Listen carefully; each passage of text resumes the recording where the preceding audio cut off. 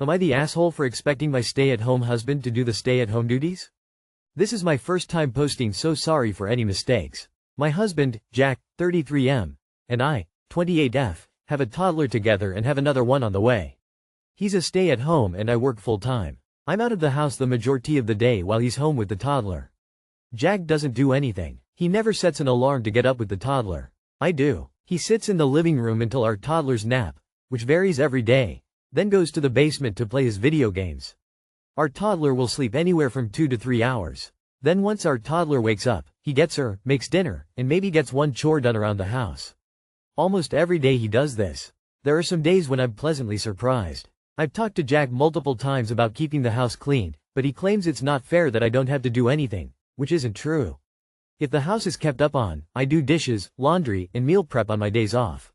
Sometimes I'll bake too. I'll also be on toddler duty. However, once he lets the house go, I don't do anything other than clean the areas my toddler is in so she's not affected by it because she deserves a clean house. I have, almost, gotten the house completely cleaned 3 times now, and he lets the house go. I've tried splitting chores, but again, it's hard when I work full-time and I'm out of the house the majority of the day. My job has me on my feet all day and some days are harder than others.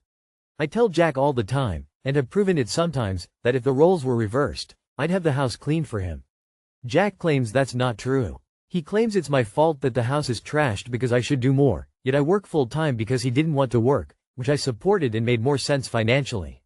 I have also been really tired and just want to sleep due to my pregnancy, but Jack gets mad if I don't wake up in the morning, even though I let him sleep in most mornings. I know how red it can be, which is why I didn't want to post, but I'm at my wit's end. We literally had another fight about the house being trashed, and instead of helping me clean like I asked, he's now working in the garage. Jack will literally find other things to do other than clean the house. For example, if there's a task that needs to be done, he'll take all day to do it, even if it's an hour-long job. So am I the asshole for expecting my husband to clean the house? Should I be doing more? Perhaps it's time for Jack to get a job out of the house, and for you to hire a nanny and a weekly house cleaner. It's clear that Jack has no intention of fulfilling the tasks you envision him doing in the several hours your child naps. He's rather play video games. Nor does he plan to rise with your child, or get off the living room couch. As little as humanly possible is not a job description, nor does it describe a responsible partner. Note that you work full-time out of the house because Jack didn't want to work. Surprise! He doesn't want to work in your home either. Not the asshole. Info. Jack doesn't do anything. And armed with this information, why the hell did you choose to have a second child with him? Not the asshole. This is the exact same thing as if he was the breadwinner and you was the stay-at-home wife. If he wants chores to be split, then he can contribute financially. If he doesn't, then housework is his job. What your husband is doing is treating you like free room and board with the expectation of you being his live-in maid. He claims that it's my fault that the house is trashed because I should do more. How? He is home all day while you're working. This marriage is clearly a one-way effort on your part. You're his wife, not his mom. Why did you have kids with this man if you say he does nothing? So, he wants his pregnant working wife to do all the housework because that would be fair? You really need to sit and think about what's going to happen here as you becoming more pregnant and then PP. Honestly, at the very least you need to consider outside childcare and him getting a job. But I'd be thinking, do you need 3 children, or would dropping him lessen your load so that toddler and new baby can get your attention? Not the asshole. I was a stay-at-home mom. The person who stays home should make sure the house is kept up. Pick up the toys, straighten the rooms, do the laundry. Once you get home from work, you should spend time with your child and your husband, not cleaning. Now after the next baby is born, both of you could do the deep cleaning together on the weekends. You knew all of this and still decided to have another child with him? Why? A second child is only going to make this situation even worse for you. I just really don't understand what thought process led you to have another child with a loser of a husband. Am I the asshole for telling my sister her baby isn't a real baby? I, 26F, got engaged to my fiancé on January 1st. I was very excited to share with my family, of course, and everyone congratulated me and my fiancé. I sent a picture of my ring to my family group chat as well as my Instagram, and everyone has been commenting on the fact I got a very big diamond. My diamond is a lab-grown diamond that is just under 5 carat. I specifically asked for a lab diamond as I believe they're more ethical, as you never know if a mined diamond is a blood diamond. My sister, 31F, was very excited for me, but as soon as I showed her my ring her mood changed and she was telling me that it was too flashy and that it's not practical and that it's too trendy and not timeless. My ring is a pear-shaped solitaire ring with a marquee band and I love it. My sister then told me that there was no way that my fiancé could afford my ring. True, if it was a mined diamond it would be 10x the price and my fiancé is a second-year resident. And that I should test to see if it's a real diamond. I replied that since it's a lab diamond it was a lot less expensive. She then proceeded to tell me how lab diamonds aren't real diamonds and since they're made in a lab it doesn't hold the same sentimental value. My sister's ring is a small 1-quart mined diamond and it's beautiful. I never said anything bad about her ring and it suits her. I tried to laugh it off and I told her that I asked for a lab diamond and that I don't want a mined diamond. When I said that she started yelling at me that it wasn't even a real diamond in the first place and that it was grown in a lab not the ground. That's when said by her logic, my niece wasn't a real baby then because she was an IVF baby and grown in a lab too. My sister and her husband had a lot of issues conceiving as my sister had some complications with endometriosis. Their IVF journey was really tough and they had multiple rounds and attempts, and one miscarriage but finally got lucky and had my very healthy niece last year. I know my sister had a hard time conceiving, that was kind of the point I was making. My niece started in a lab but she has beautiful meaning behind her life too. When I made the comment that my niece wasn't a real baby because she was an IVF baby my sister started crying over the phone. Her husband then called me and berated me and told me I was insensitive and couldn't understand the depths of her emotional turmoil and that I shouldn't have started a fight over a ring. He even said I was ableist? I have endometriosis too. My mom says it's not a big deal but I should let my sister cool off. I usually babysit my niece pretty often but my sister hasn't been answering my calls for a week. My fiancé says although I probably shouldn't have said that, I was justified. I didn't mean it seriously. I know my niece is a real baby and I adore her and spoil her all the time. Am I the asshole? Sister is the asshole for being so transparently jealous. And you are absolutely the asshole for using your sister conception issues to try and score points in a sibling argument. Oh, and your mom is also the asshole for thinking that isn't a big deal. I feel sorry for your dad, I truly do. Okay, what you said is kind of but your sister was being a jealous cow and deliberately trying to make you feel less than her. While I agree with your analogy entirely, with her it was kind of a low blow. Let her cool off and apologize for triggering her with the baby comment. If she tries to bring up your ring again, look her in the eye and ask if she really wants to go there again. Your sister was being an absolute jealous asshole, but you didn't have to keep entertaining the conversation and drag a child into it. Learn to step away from conversations like this. You crossed a line going for a low blow like that and insulting a child just to hurt your sister in her infertility trauma. That's an asshole move. Not the asshole you didn't really tell your sister that her baby is not a real baby. You used the comparison as a way to show her how idiotic her arguments were. And you were right. I'm truly not understanding why people are saying YTA. Op is making a point to her sister. To her sister's damn logic, her niece isn't real. And of course she's real, we all know that. She's not attacking the niece, she's simply pointing out truths. Truth is, the niece was born through IVF and her diamond was made in a lab. Sister should have kept her damn mouth shut and said congratulations. Not the asshole. IDK why your sister had to die on the hill that it's not a real diamond, and your comment about your niece not being a real baby is really funny as it show how her logic is flawed. But maybe I'm insensitive lol. Am I the asshole for eating dinner in front of in-law visitors? Basically there's been 2 times recently when we've been in the middle of eating dinner and either her parents or sister have called at our house. Not to be rude and turn them away, we invite them in each time and each visitor has seen we've been eating dinner and not acknowledged it. If it was me, I'd insist on leaving and calling back. But they didn't seem to have a problem. Each time I've continued to eat my dinner while chatting to her family, my wife doesn't and waits until they've left. We got into an argument the other day about it and she thinks I am incredibly rude by continuing to eat while her parents, sister have been in the house. My point is, when they arrive they clearly see we're in the middle of eating and don't suggest calling back another time. So why should I have to stop eating and be inconvenienced? I just don't get how I am the rude person in this situation. I definitely feel it's her family. Am I just a greedy, hungry, impatient asshole? Rolling on the floor laughing. Not the asshole. Not to be rude and turn them away, we invite them in each time.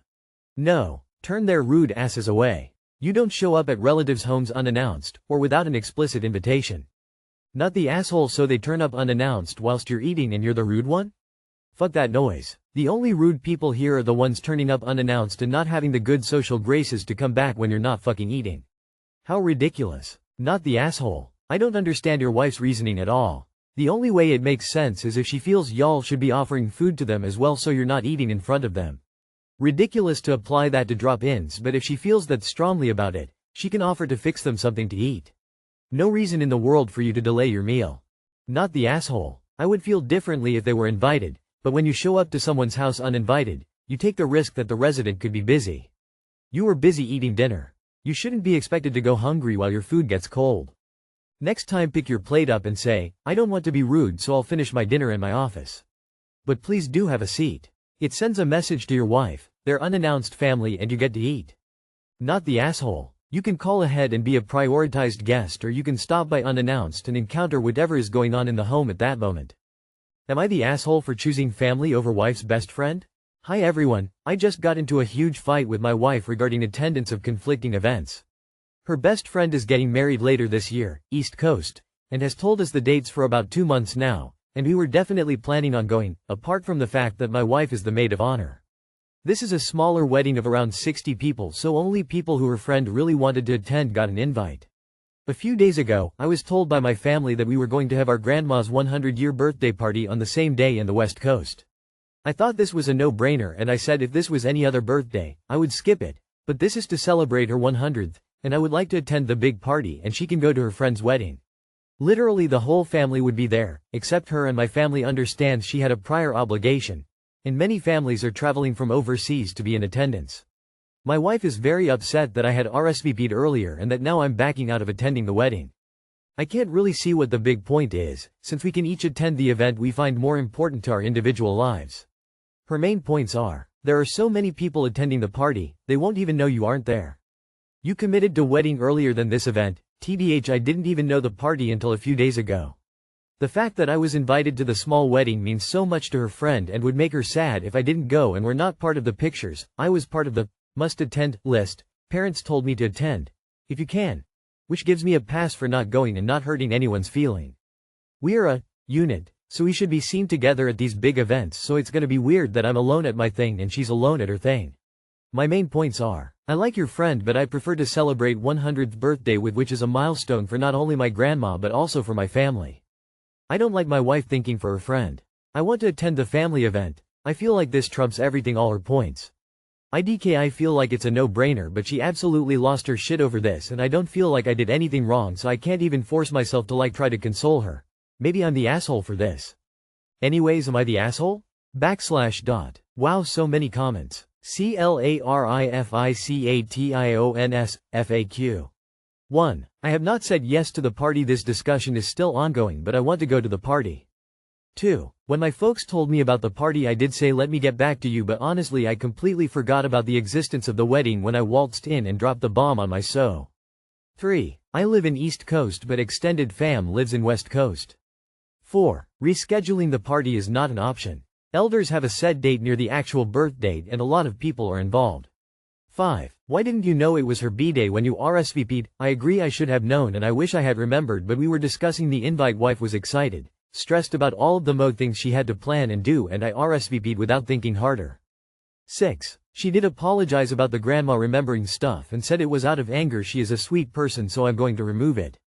Update. Thanks so much for all of the comments and perspectives. I see where I was the asshole to my wife and not be aware or considerate about the amount of stress of being Mo entails. Her job was to ensure that her best friend's day is the best that it can be, and also she was expecting me to be there, so it was just the perfect stress storm. For the reconciliation process, I just laid out what I would like to do, which is a different than my usual approach. I like to give wife options and she can choose. She has to choose enough already, so it was an attempt on my end to lessen her burdens.